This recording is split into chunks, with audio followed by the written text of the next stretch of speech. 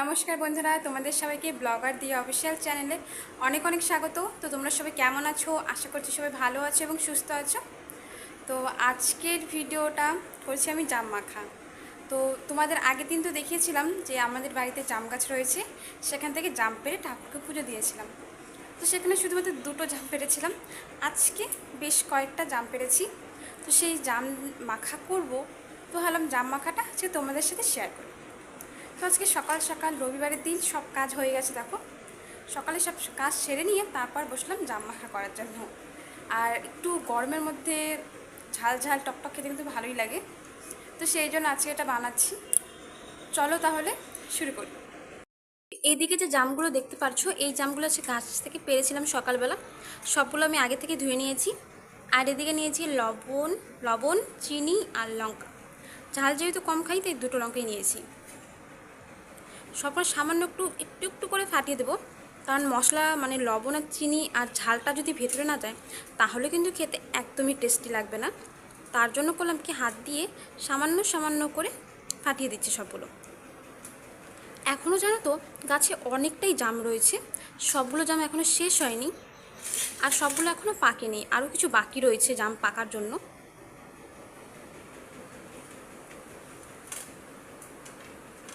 আর এখন মানে কিছুদিন ধরে এত রোদ দিচ্ছে, এত রোদ দিচ্ছে বলার বাইরে, খুবই গরম দিচ্ছে আমাদের এখানে। এর মধ্যে যদি সামান্য একটু লেবু পাতা দেওয়া যেত একটা, তাহলে খেতে মানে আরও ভালো লাগতো। গন্ধরাজ লেবুর যে গাছটা হয়, ওর পাতা দিলেও কিন্তু প্রত্যেকটা জিনিস, যেমন তেঁতুল মাখায় দিলেও টেস্টি লাগে, তেমন কিন্তু এই জাম মাখাতে দিলেও অনেক ভালো লাগে। তো সবগুলোই আমি সামান্য সামান্য করে নিয়ে নিয়েছি। এখন এমনিতে অনেক মিষ্টি রয়েছে, কিন্তু হালকা চিনি দেবো, বেশি দিব না, কারণ জামগুলো না এমনিতে অনেক মিষ্টি। আর দিয়ে দেবো সামান্য লবণ, তার সাথে দেবো দুটো কাঁচা লঙ্কা, একটু ঝাল ঝাল ভাব আসবে তার জন্য। এটা দেখেই তো আমার জিভে জল চলে আসে, তাড়াতাড়ি বানিয়ে খাবো। তো তোমাদের কার কার এরকম জলপাই মাখা ভালো লাগে, নাকি শুধু জলপাই খেতেই ভালো লাগে এমনি মাখা না করে, তা আমাকে কমেন্ট করে কিন্তু অবশ্যই জানিও, ঠিক আছে? এটা কিন্তু আমরা বাড়ির সবাই মিলেই খাওয়াবো আজকে রবিবারের দিন দুপুরবেলা একটু বসে বসে গরমের এই রৌদ্রের মধ্যে। চলো তোমাদের রৌদ্রে দেখাই। বাইরে দেখতে পাচ্ছ অনেক রোদ, সেই গরমে জাম মাখাটা হয়ে গেল। এখন ভালো করে শুধু হাত দিয়ে একটু সম্পূর্ণ লবণ ভেতরে যাওয়ার পর এটা খাবো। চলো তাহলে তোমরাও কিন্তু এই গরমে এইভাবে বানিয়ে খেতে পারো, খুবই টেস্টি হয়।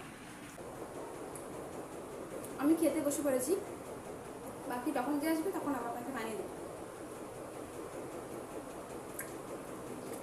জামগুলো এমনি মিষ্টি, তো তেমন যে ঝাল আর লবণে ঠিক আছে। আমি খাই ঝালে, তোমাদের যদি বেশিক্ষণ খাওয়াটা দেখতে থাকি দেখাই, তোমাদের লোভ লেগে যাবে। তাই তোমরাও এই গরমের দিন করে বানিয়ে খাও, ঠিক আছে? চলো তাহলে সবাইকে টাটা।